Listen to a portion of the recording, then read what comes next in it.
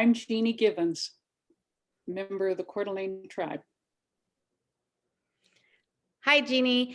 Welcome to this interview. We are excited to have you today. And so first of all, I just wanted to ask you a question about any of the stories or any of the things that you could share about the salmon in Hangman Creek and the Spokane River, are just legend stories that you heard from your grandparents about the salmon for our people. Well, as you probably know, my mother was the youngest of, I think, about 8 kids. So I never met my grandmother, but Ignace Gary, I was able to spend a couple weeks with him in the summer, and he he would tell me stories about everything, but it was my mom who really, Selena Gary, who would, on a drive, she would clarify and explain where this was and where that was and what it was like. So she had a strong affinity for the salmon and for all the things that the land in the Coeur d'Alene territory provided. So when we talk about the salmon, the Chinooks, the other fish, she kept relating it to the entire environment. And the environment was not only the water, but it was the damp and dark places along a little stream, all the life that is around a creek that flows. So in her disappointment of that, when farming came in, she knew that was really tragic for the fish, for the everything from all the beautiful things that are available along the shores of the creeks. Not only the fish, the little trout, the salmon, but also like watercress grew wild right on that stream that feeds into Hangman, that heads down through Tico.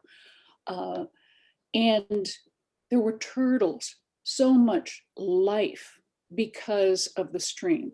There was certainly a lot of birds, and hunting was easy. Sila was rapper, and he could make a living just out of setting traps up and down in the valley there. So it's not just the creek. It's everything. The extra shade that the trees provided, the way in the forest the snow will last longer, and then that feeding into the streams that flowed. She mentioned to me one time that, it's pretty hard to believe, but as you look up to where she lived on that little knoll in Level Valley, she said, we had a beaver dam that was backed up, and the runoff from the spring, the runoff from snow created a pool, and we could swim there.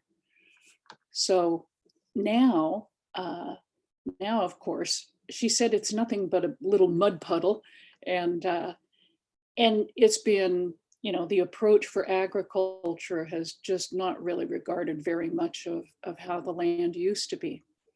And of course, that Hangman and Level Valley area, that was heavily timbered. And with that timber, there was a whole world of wildlife that was just so rich and just available for the taking. So life was really easy. I'm talking about her memories, which would have been the 20s and the early 30s. So, wow.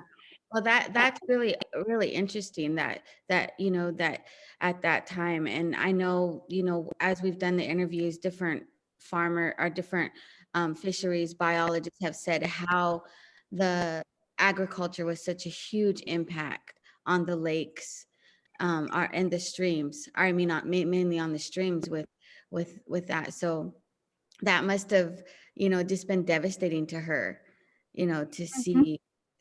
see that. To see the sludge coming down, and that used to be a creek where she could wade and play, and all the kids were up there having fun. And you know, it's a sad, sad change. So another thing was the rich water life, the crawdads in the water. That was wonderful.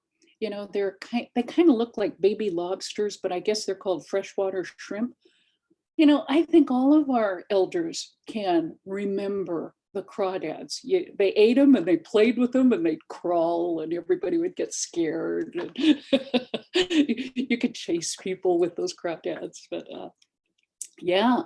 So it was the water, and I so am admiring of your work and the natural resources group and the fisheries and wildlife for working hard to reintroduce the salmon to Hangman Creek.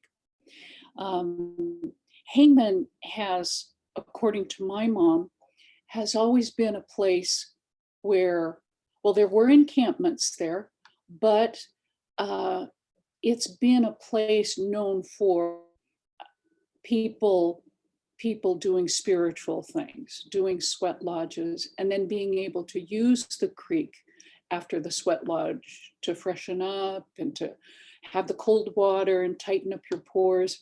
So it's already a blessed area. I think a lot of people have said a lot of prayers there, and it's.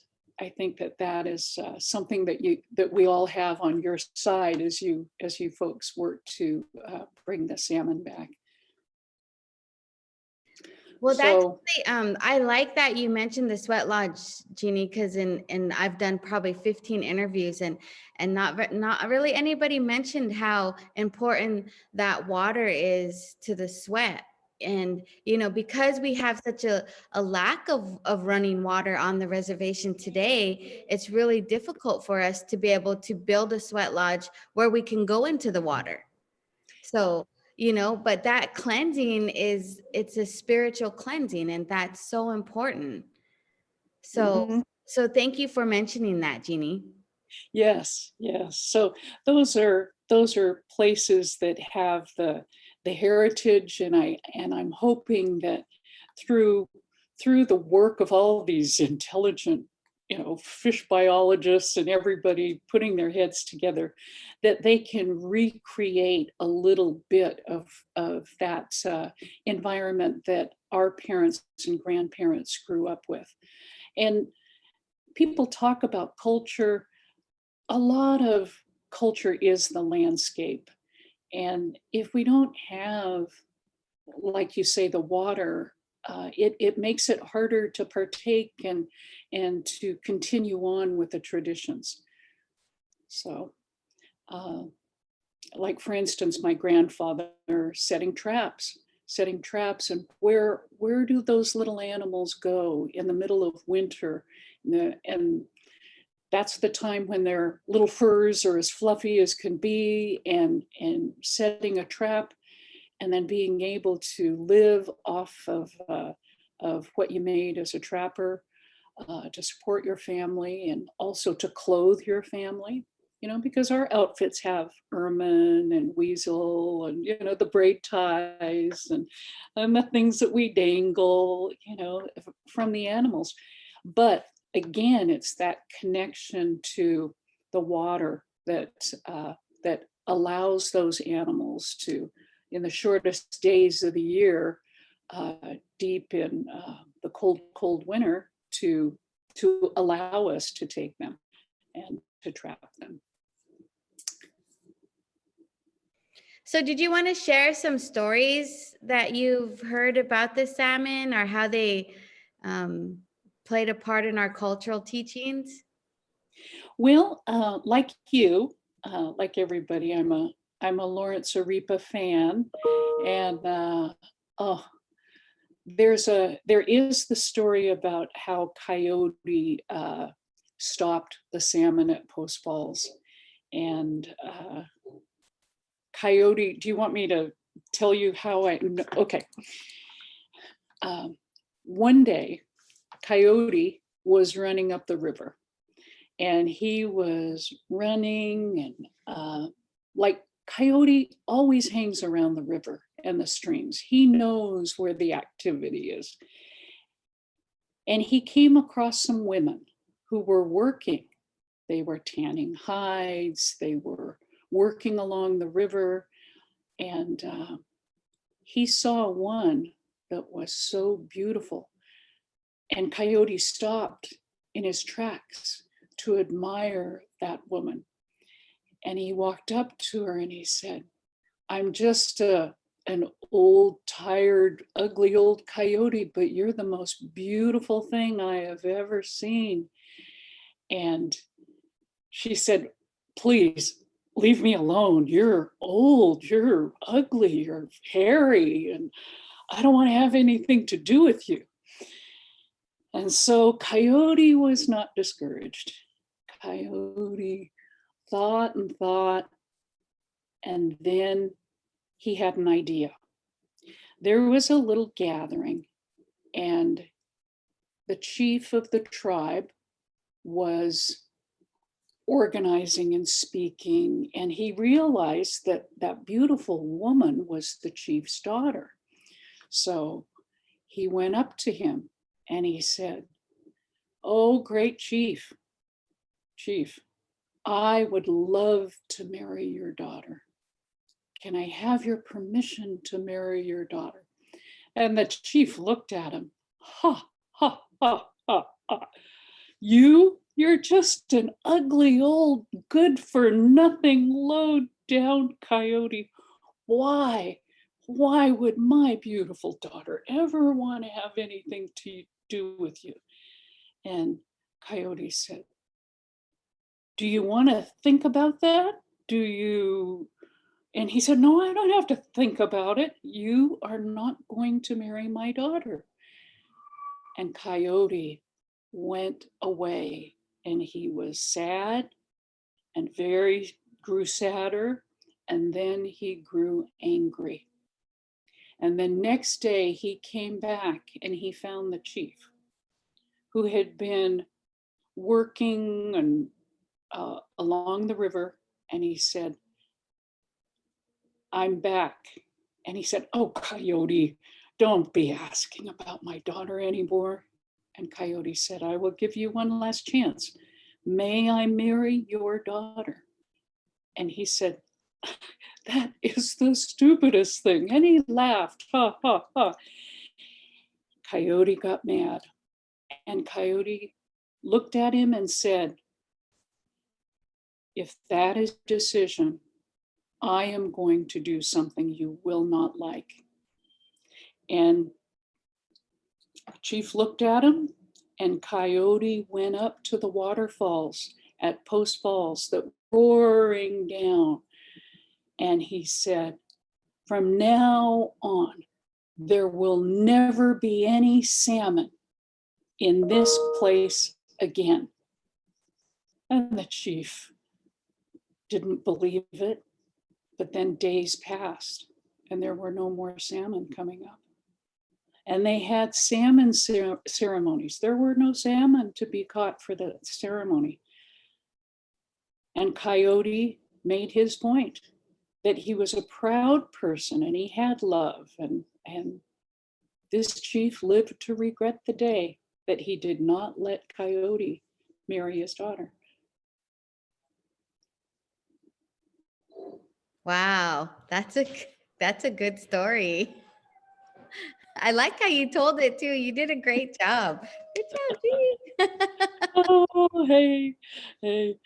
Well,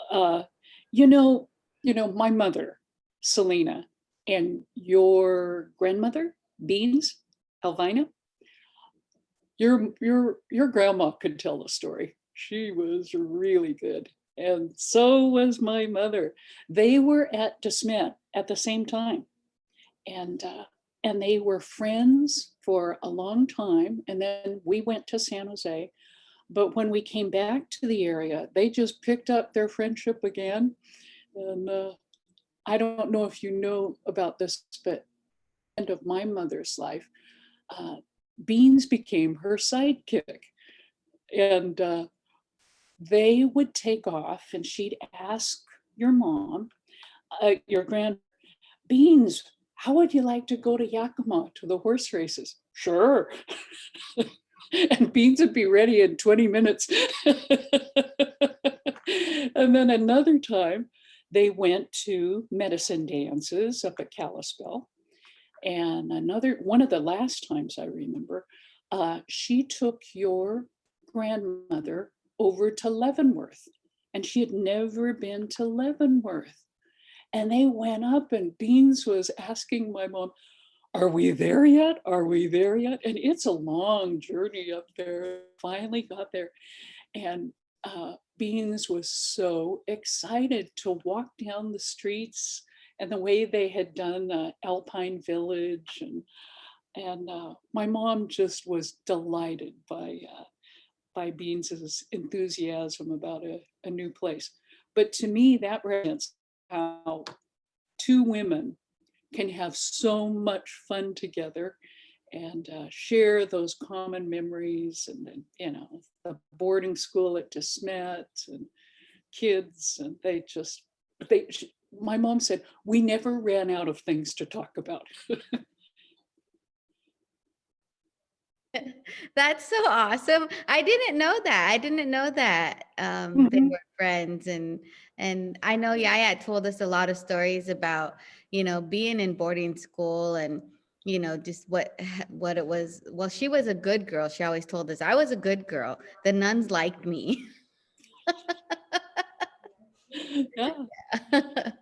Wow. That's awesome. Well, what is there anything else you want to share, Jeannie, about anything? Um, Let me think about one more thing.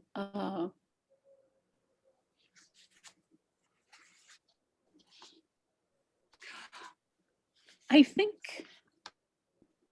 that my feelings are that as the salmon are reintroduced and hopefully they stay alive, and overcome all of the contamination, the fertilizer, the muddiness, the runoff. I think that's going to be a regeneration of our spirit and our culture. And it is so fitting that you folks are going back to correct something that has been really wrong. And it interrupted our connection with the land. By losing the salmon, by losing the fish, it really did interrupt a piece of the culture. So to be able to get reconnected is going to be a beautiful thing. So thank you for all of your work. Awesome. Well, and I think about, like, just like the little bit I got to play with the canoes and bringing the canoes back, and you know, I mean, like can you talk a little bit about what it was like because I only was able I didn't make it to Nikki's wedding, but I seen the pictures, and you know I mean, just the pictures alone just like almost made me tear up to see the beauty of you as Coeur d'Alene women in a canoe. And like, can you talk a little bit about that? Sure, sure. Well, it was a case of Coeur d'Alene women teach these Southern uh, people about how to be one with the water. So we were upstream, and all of us got into a canoe, and it was not a wooden canoe, but it was just a regular camping kind of canoe. But we were in our outfits and moccasins, and then we we came. Nikki was in front. Sue, Teresa, and I were paddling. And we left this area, and then about a half a mile down were the wedding party. The people were waiting for us on the shore. So we came, and there was a nice gentle current to work with, so it wasn't hard paddling. And then we came, and the people saw us, and we started singing our songs, and they were startled. And we landed, pushed the canoe in, everybody got out, and then we walked over to where the ceremony was. And I think we brought some of, the lake and the creek and the river culture that is ours to Louisiana, to the Huma tribe, and they were amazed. And Nikki looked beautiful, and Josh was. It just came off very, very beautifully, and it was solemn, uh, and it was quiet and respectful. But we sang our songs, and then we were done, and then there was silence, and then they came. Nikki and Josh came together, and then they walked together to be married, to be having the ceremony. So that was just terrific.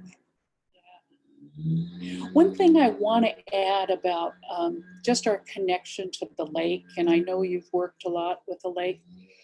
Um, People make a big assumption about the Coeur d'Alenes that, oh yeah, we probably are the best canoers, and we know we can build a canoe in one day. And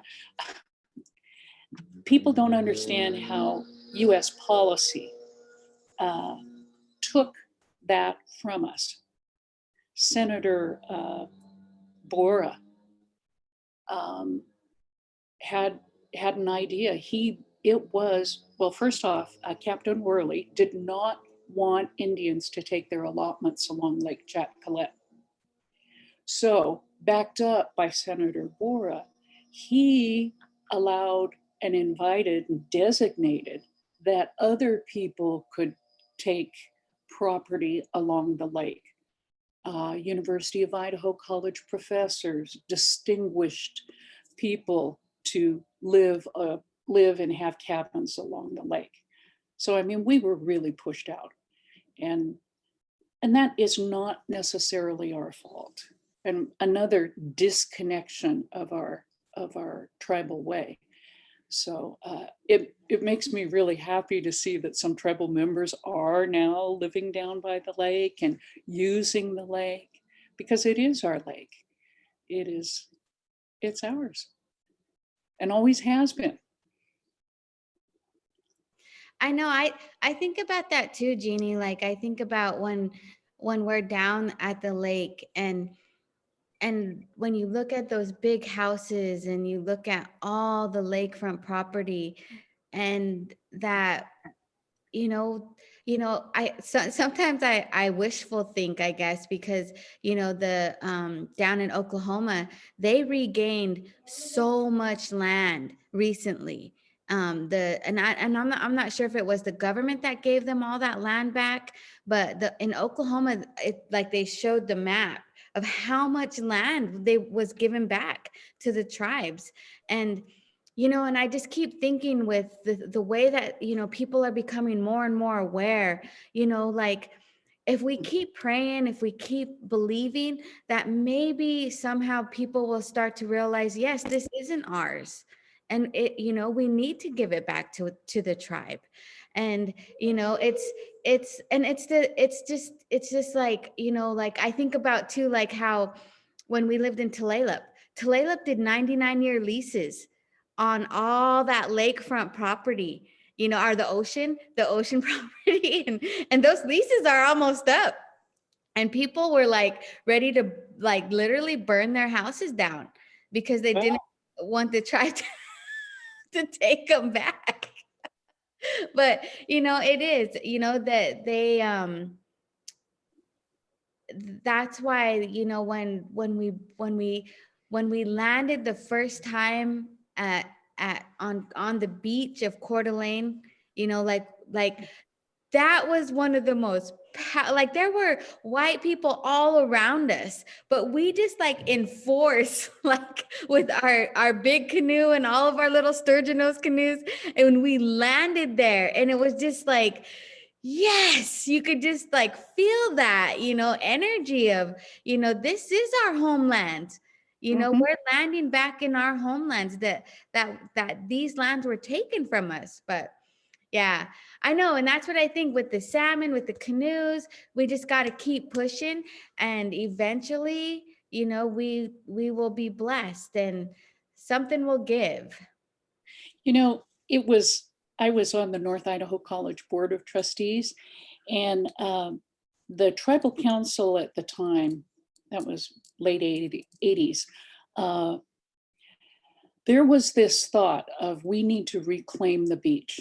We really need to have a presence in Coeur d'Alene. So we came up with Yopkanimsh Beach, and that is that whole area where you landed with your canoes. It's right in front of all those ritzy houses, all through North Idaho College, and that is Yopkanimsh.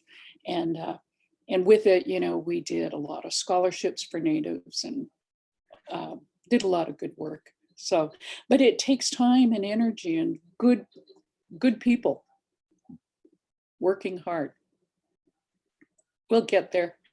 Yes, we will. Well, is there any last little statements you want to make, or anything that you can think of that came to you? And No, it was just my feeling about Jack Collette and the canoes, and that is so wonderful. So it's great, and this new generation is getting used to seeing those canoes. That yes, this is part of our heritage. This is part of our gathering. This is our tradition. And Water Potato Day. I love Water Potato Day. Yeah, it's yes, good. definitely. Well, I just want to say, Limlem Shinchaspaus Telichast. Thank you from my heart, Jeannie, for interviewing and for sharing your words and wisdom. And I can send you a copy of the interview too. Okay. Well, And Une. Carol Levina. Thank you. okay. Bye-bye. Bye.